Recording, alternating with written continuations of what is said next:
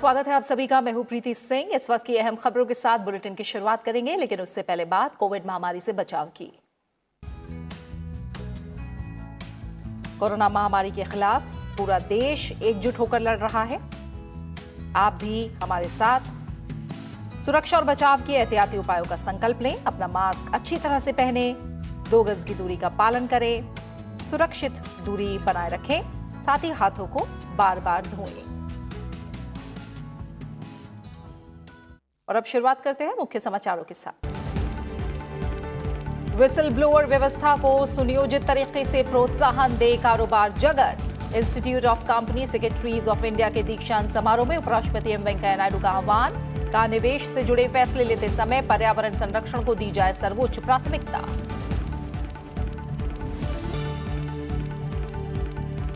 प्रधानमंत्री नरेंद्र मोदी ने अहमदाबाद मेट्रो के दूसरे चरण और सूरत मेट्रो प्रोजेक्ट का किया शिलान्यास। कहा, भविष्य की जरूरतों को ध्यान में रखते हुए परिवहन सुविधाओं का किया जा रहा है विस्तार। 27 शहरों में 1000 किलोमीटर से अधिक नए मेट्रो नेटवर्क पर काम जारी।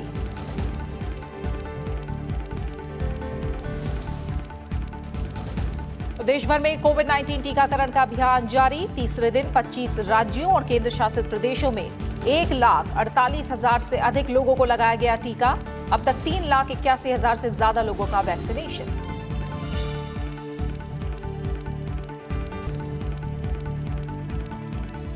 और राजधानी दिल्ली और राजस्थान में 10 महीने बाद खुले स्कूल। कोविड-19 से बचाव की सावधानियों के साथ क्लास में पहुंचे 10वीं और 12वीं के छात्र। बाकी छात्रों के लिए जारी रहेंगी ऑनलाइन क्लासेस। कोरोना संकट को देखते हुए संसद के बजट सत्र में भी कोविड प्रोटोकॉल के तहत बैठक व्यवस्था का इंतजाम किया गया है। पिछले मॉनसून सत्र की तरह इस बार भी संसद के दोनों सदनों की बैठक अलग अलग पालियों में होगी। 29 जनवरी और 1 फरवरी को छोड़कर राज्यसभा की कार्यवाही सुबह 9 बजे से 2 बजे तक होगी, जबकि लोकसभा की कार्यवाही शाम 4 बजे से रात 9 बजे तक चलेगी। राज्यसभा के सभापति एम वेंकैया नायडू ने राज्यसभा की कार्य नियमावली और कार्यवाही की प्रक्रिया के नियम 2(1) के तहत दिशा निर्देश जारी किए हैं कि राज्यसभा के 253वें सत्र के अवधि के दौरान राज्यसभा के सदस्यों की बैठक के लिए उच्च सदन के अलावा लोकसभा का चेंबर, लॉबी और गैलरी भी शामिल होंगी।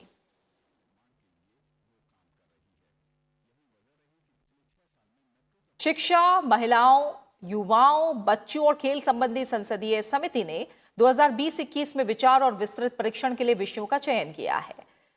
समिति ने जिन विषयों का चयन किया है उनमें राष्ट्रीय शिक्षा नीति 2020 के तहत नए मानक, कौशल विकास और अनुभव आधारित शिक्षण, ललित कला को बढ़ावा देने और कला शिक्षा के प्रदर्शन में सुधार, सामाजिक कार्य शिक्षा में सुधार, उच्च शिक्षा में परीक्षा सुधार, स्कूल पाठ्यपुस्तकों की सामग्री और डिजाइन में सुधार, स्कूलों में लॉकडाउन और कोरोना महामारी की वजह से हुए नुकसान की भरपाई, छात्रवृत्ति योजनाओं, छात्रावास सुविधाओं और अन्य की समीक्षा, SC/ST छात्रों के लिए सुविधाएं शामिल हैं। इसके अलावा शिक्षा के लिए राष्ट्रीय परिषद की समीक्षा, शिक्षकों के प्रशिक्षण और क्षमता का निर्माण, कस्तूरबा गांधी में कौशल विकास शामिल है। समिति महिला और बाल विकास मंत्रालय से संबंधित विषयों की जांच भी करेगी।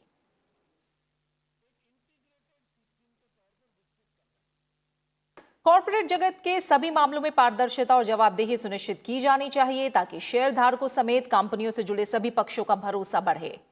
Institute of company secretaries of India के दीक्षांत समारोह को संबोधित करते हुए उपराष्ट्रपति एम वेंकैया नायडू ने यह बात कही। उन्होंने ये भी कहा कि निवेश संबंधी कोई भी फैसला करते समय पर्यावरण संरक्षण को सर्वोच्च प्राथमिकता दी जानी चाहिए।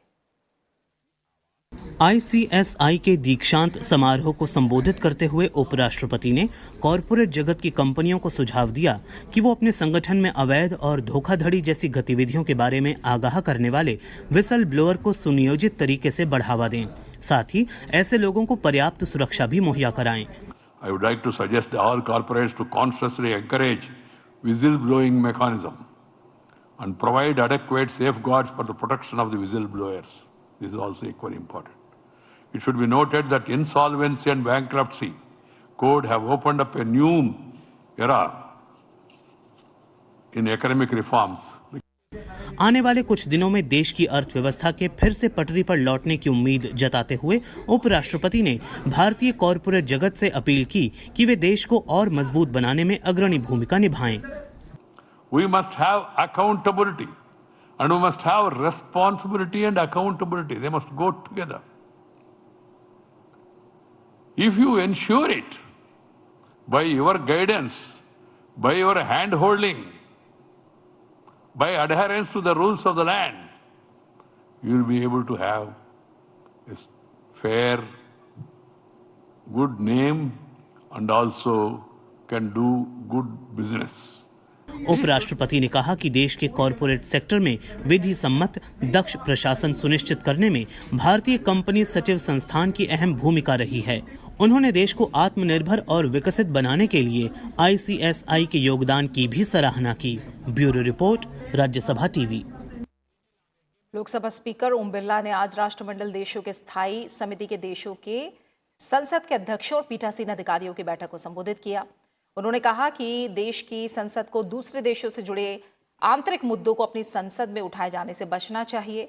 उन्होंने कहा कि भारत ने कोरोना काल में संसद का चलना एक महत्वपूर्ण उपलब्धि रही है। लोकसभा अध्यक्ष ने कहा कि संसद को पेपरलेस किए जाने की तरफ लगातार प्रयास किए जा रहे हैं।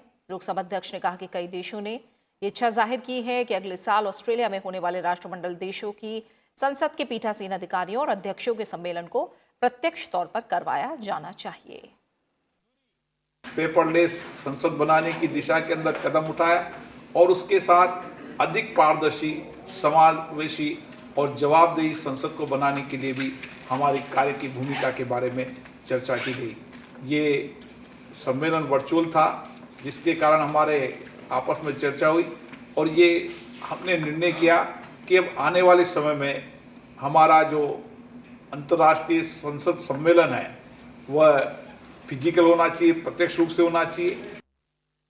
संसद सदस्यों को नई जानकारियों से रूबरू कराने के लिए लोकसभा सचिवालय ने नई पहल की है। 5 दिवसीय कार्यक्रम में पद्म पुरस्कार से सम्मानित लोग सांसदों से अपने अनुभवों को साझा करेंगे। वर्चुअल माध्यम से आयोजित इस कार्यक्रम में कृषि, पशुपालन, बायोगैस समेत अन्य क्षेत्रों की जानकारियां सामाजिक कार्यकर्ता साझा करेंगे। कार्यक्रम के जरिए विभिन्न क्षेत्रों में चलाई जा रही मुहिम को संसद सदस्य को जानकारी होगी, जिससे वो उसे अपने निर्वाचन क्षेत्र में अमल कर सकें। 22 जनवरी तक ये कार्यक्रम चलाया जाएगा। लोकसभा अध्यक्ष ओम बिरला ने कार्यक्रम में शिरकत करते हुए कहा कि इस कार्यक्रम के जरिए जनप्रतिनिधियों को बेहतर अनुभव होगा, जिसका इस्तेमाल देश को आगे बढ़ाने में वो कर सकेंगे। माननीय संसद सदस्य और पद्म अवार्ड आपस में अनुभवों को साझा करेंगे और उनके विचारों को हम सब आत्मसात करेंगे और किस तरीके से सामाजिक जीवन में बदलाव ला सकते हैं, मानवीय जीवन के अंदर बदलाव ला सकते हैं, समाज के विज्ञान, तकनीकी, कृषि के क्षेत्र में व्यापक बदलाव लाकर देश को उत्कृष्ट स्थान पर पहुंचा सकते हैं। इसके लिए ये कार्यक्रम आयोजित किया है। प्रधानमंत्री नरेंद्र मोदी ने कहा है कि उनकी सरकार मेट्रो परियोजनाओं पर समन्वित परिवहन प्रणाली दृष्टिकोण से अमल कर रही है। इसमें जनता की भविष्य की आवश्यकताओं को ध्यान में रखा जा रहा है। उन्होंने आज अहमदाबाद मेट्रो रेल की दूसरे चरण और सूरत मेट्रो रेल परियोजना की आधारशिला रखने के बाद ये बात कही।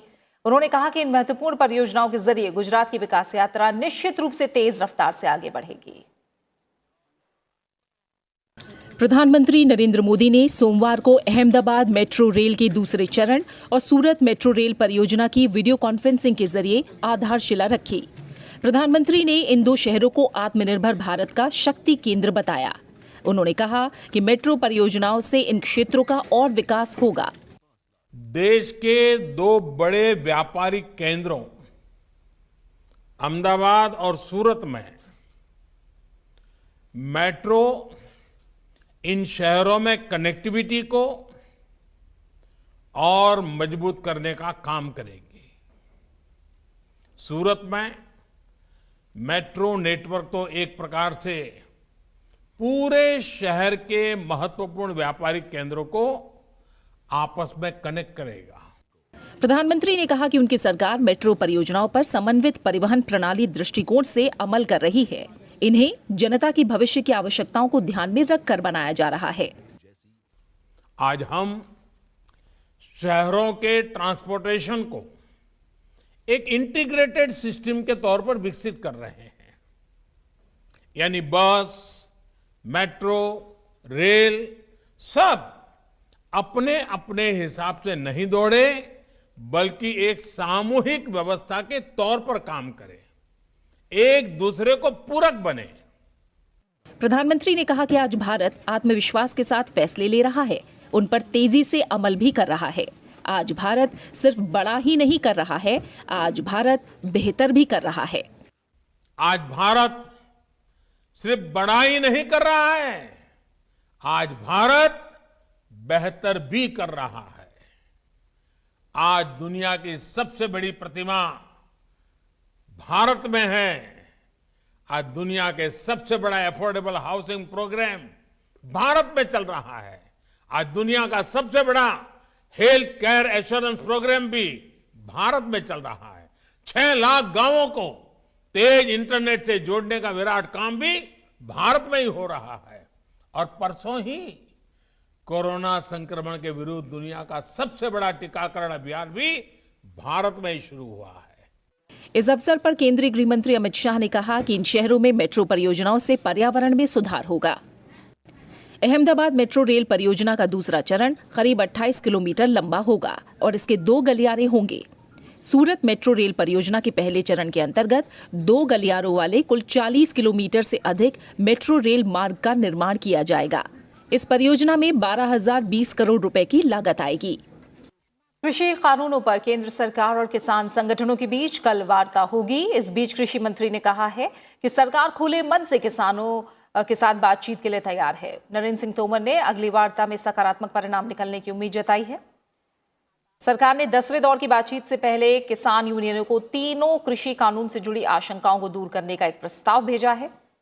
कृषि मंत्री नरेंद्र सिंह तोमर ने रविवार को कहा कि सरकार ने मंडियों और व्यापारियों के पंजीकरण से जुड़ी आशंकाओं को दूर करने पर अपनी सहमति जताते हुए किसान संगठनों को नया प्रस्ताव भेजा है ताकि 10वें दौर की बातचीत में उन पर विचार विमर्श हो सके।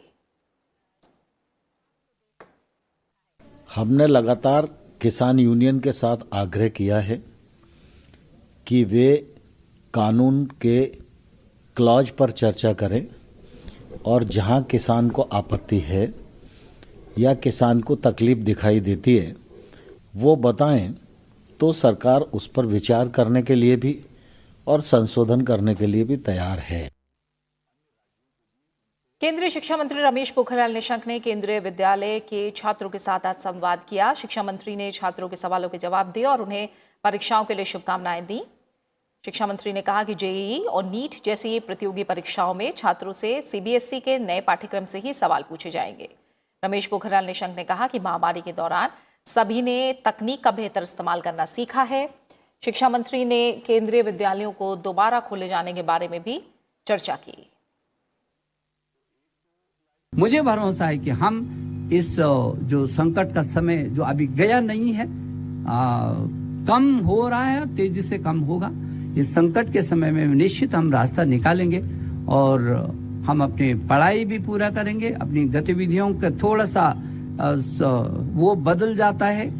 जिस फोन को हम केवल अपने मित्र से बात करने के लिए प्रयोग करते थे, अब वो पढ़ाई के लिए प्रयोग आ रहा है। कितना बदलाव हो गया। इधर कई राज्यों में स्कूलों के दोबारा खुलने का सिलसिला भी चल रहा है। राजधानी दिल्ली और राजस्थान में आज करीब 10 महीने बाद स्कूल खुले। दिल्ली में जहां बोर्ड परीक्षाओं को देखते हुए 10वीं और 12वीं की क्लास शुरू की गई है, वहीं राजस्थान में सभी सरकारी और गैर सरकारी स्कूलों में कक्षा 9 से 12 तक की पढ़ाई शुरू की गई। साथ ही कॉलेज और कोचिंग इंस्टीट्यूट भी खोले गए हैं।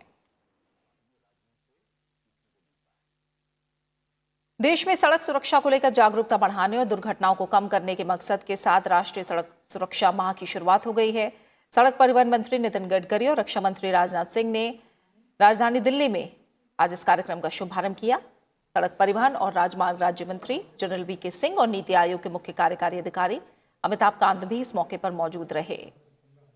सड़क परिवहन मंत्री नितिन गडकरी ने बताया कि लोगों के सहयोग से सड़क दुर्घटना से होने वाली मौतों और दुर्घटनाओं को 50% से कम किया जा सकता है। टारगेट रोड बनाने के टारगेट एक बार पूरा नहीं हुआ तो चलेगा, पर लोगों की जान बचाने का टारगेट जो है उसके साथ कोई कॉम्प्रोमाइज नहीं हो सकता। ये वॉर फुटिंग पे होना चाहिए। और मैं आपसे आह्वान करूंगा कि मुझे 2025 भी ठीक नहीं लगता। आप सब लोग अगर जागेंगे और जनता को जगाएंगे और सब स्टेक होल्डर्स अगर काम करेंगे तो बहुत जल्दी हम लाखों लोगों की जान बचाने में सफल होंगे। रक्षा मंत्री राजनाथ सिंह ने कहा कि सड़क सुरक्षा के संबंध में जितनी अधिक से अधिक जागरूकता फैलेगी वो देश और समाज के लिए उतनी ही कल्याणकारी होगी। उन्होंने कहा कि देश में कोरोना के कारण 1.5 लाख से अधिक लोगों की जानें गई, जबकि आज भी रोड एक्सीडेंट्स में उससे ज्यादा लोगों की जान जा रही है। मैं कोविड पैंडेमिक के बारे में सोच रहा था कि लगभग 9-10 महीने में, 11 महीने में अधिकतम लोगों की 1.5 लाख से कुछ अधिक जानी गई हैं, लेकिन आज भी रोड एक्सीडेंट के कारण उससे ज्यादा लोगों की जाने जा रही हैं। यह कोई सामान्य चुनौती हमारे लिए नहीं है और यह बड़ी चुनौती है, और मैं पूरी तरह से आश्वस्त हूं। यहां पर हमारे नितिन जी गडकरी जैसे मंत्री का नेतृत्व है, इसमें हमको कामयाबी मिलकर रहेगी, इसमें कहीं संदेह नहीं है। मैं पूरी तरह से आश्वस्त हूं। राष्ट्रीय सुरक्षा सलाहकार अजीत डोभाल से आज ऑल इंडिया सूफी सजदानशीन काउंसिल से जुड़े धर्मगुरुओं ने मुलाकात की। प्रतिनिधिमंडल में 20 धर्मगुरु शामिल थे। बैठक के दौरान धर्मगुरुओं ने राष्ट्रीय सुरक्षा सलाहकार के साथ देश में कट्टरपंथी ताकतों से शांति और सौहार्द के खतरे को लेकर चर्चा की। काउंसिल के चेयरमैन सईद नसरुद्दीन चिश्ती ने कहा कि प्रतिनिधिमंडल ने दरगाहों के विकास के लिए सरकार से कदम उठाने के लिए कहा है।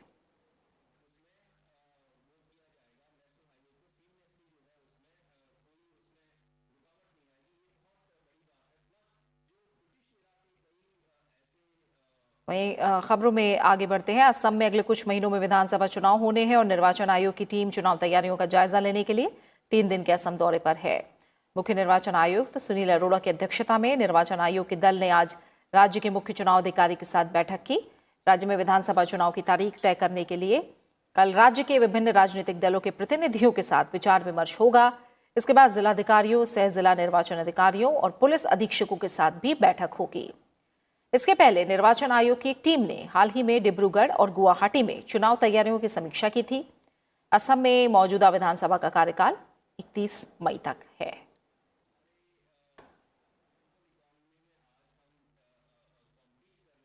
वहीं बिहार विधान परिषद की 2 सीटों के उपचुनाव के लिए बीजेपी की ओर से आज पार्टी के वरिष्ठ नेता सैयद शाहनवाज हुसैन और विकासशील इंसान पार्टी के प्रमुख मुकेश सहनी ने आज नामांकन किया। इस दौरान मुख्यमंत्री नीतीश कुमार, उप मुख्यमंत्री तारकिशोर प्रसाद, रेणु देवी, बीजेपी प्रदेश अध्यक्ष संजय जायसवाल और पूर्व उप मुख्यमंत्री सुशील कुमार मोदी समेत एनडीए के कई नेता मौजूद थे। विधान परिषद की सीटों पर चुनाव के लिए आज पर्चा दाखिल करने का आखिरी दिन था। नामांकन पत्रों की जांच कल की जाएगी और 21 जनवरी तक नाम वापस लिए जा सकते हैं। जरूरत पड़ने पर इन सीटों के लिए 28 जनवरी को मतदान होगा।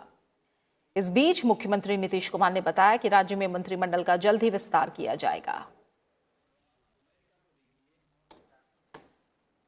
वहीं पश्चिम बंगाल में आज एक बार फिर राजनीतिक हिंसा सामने आई है।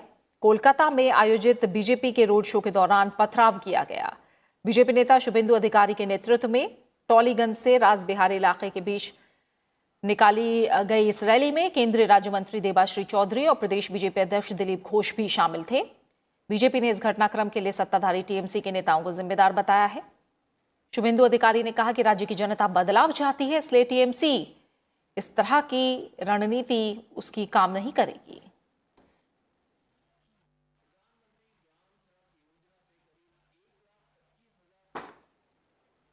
और देश में दुनिया का सबसे बड़ा वैक्सीनेशन अभियान जारी है। आज देश के 25 राज्यों और केंद्र शासित प्रदेशों में 1,48,266 लोगों को टीका लगाया गया।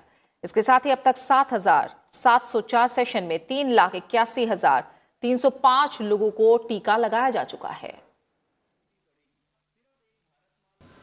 Today, in all the states, all India figure of beneficiaries who vaccinated is 1,48,266, with Andhra Pradesh 9,758, Arunachal 1,054, Assam 1,822, Bihar 8,656, Chhattisgarh 4,459. वहीं स्वास्थ्य मंत्रालय ने साफ किया है कि वैक्सीनेशन की वजह से अब तक कोई सीरियस केस सामने नहीं आया है। देश भर में 580 adverse events following immunisation report हुई हैं। इनमें से 7 लोगों को अस्पताल में भर्ती किया गया है। वैक्सीनेशन से संबंधित 2 लोगों की मौत हुई है। स्वास्थ्य मंत्रालय के मुताबिक मुरादाबाद में फेफड़े में पस होने की वजह से मरीज की मौत हुई, जबकि कर्नाटक के बेल्लारी में मौत की वजह जानने के लिए पोस्टमार्टम रिपोर्ट का इंतजार किया जा रहा है। अब तक 580 adverse events following immunisation report हुई हैं और इनमें से 7 लोग हॉस्पिटलाइजेशन के लिए भर्ती हुए। Delhi had 3, out of those 2 have been discharged and 1 with fainting is under observation at Max Hospital, and in Uttarakhand 1 is stable and under observation at AIIMS Rishikesh. Britain के प्रधानमंत्री बोरिस जॉनसन ने प्रधानमंत्री नरेंद्र मोदी को इस साल जून में ब्रिटेन में होने वाले G7 शिखर सम्मेलन में भाग लेने के लिए आमंत्रित किया है। ये शिखर सम्मेलन 11 से 13 जून तक इंग्लैंड के कॉर्नवॉल क्षेत्र में होगा। वहीं ब्रिटेन के प्रधानमंत्री बोरिस जॉनसन G7 शिखर सम्मेलन से पहले भारत का दौरा करेंगे। उन्होंने कहा कि भारत दुनिया की फार्मेसी के रूप में काम कर रहा है। भारत पहले से ही दुनिया के 50% अधिक टीकों की आपूर्ति कर रहा है। महामारी के दौरान ब्रिटेन और भारत ने मिलकर एक साथ काम किया है।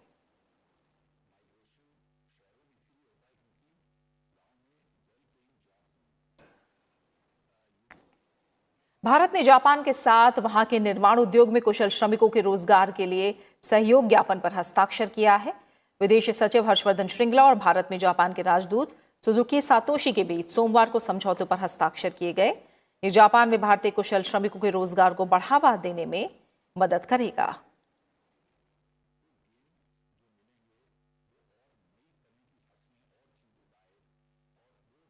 भारतीय शास्त्रीय संगीतकार और पद्म विभूषण से सम्मानित उस्ताद गुलाम मुस्तफा खान के निधन पर उपराष्ट्रपति एम वेंकैया नायडू ने शोक जाहिर किया है। उपराष्ट्रपति ने ट्वीट संदेश में कहा कि उस्ताद गुलाम मुस्तफा खान एक महान संगीत वादक थे। उन्होंने अपनी सुरीली गायकी से लोगों को मंत्रमुग्ध किया। उपराष्ट्रपति ने कहा कि उस्ताद गुलाम मुस्तफा खान के निधन से संगीत की दुनिया में एक शून्य आ गया है। उपराष्ट्रपति ने शोक संतप्त परिजनों के प्रति गहरी संवेदना प्रकट की है। उस्ताद गुलाम मुस्तफा खान का रविवार को उनके आवास पर निधन हुआ था। वो 89 वर्ष के थे। उन्होंने 1991 में पद्मश्री, 2006 में पद्म भूषण और 2018 में पद्म विभूषण सम्मान से उन्हें नवाजा गया था।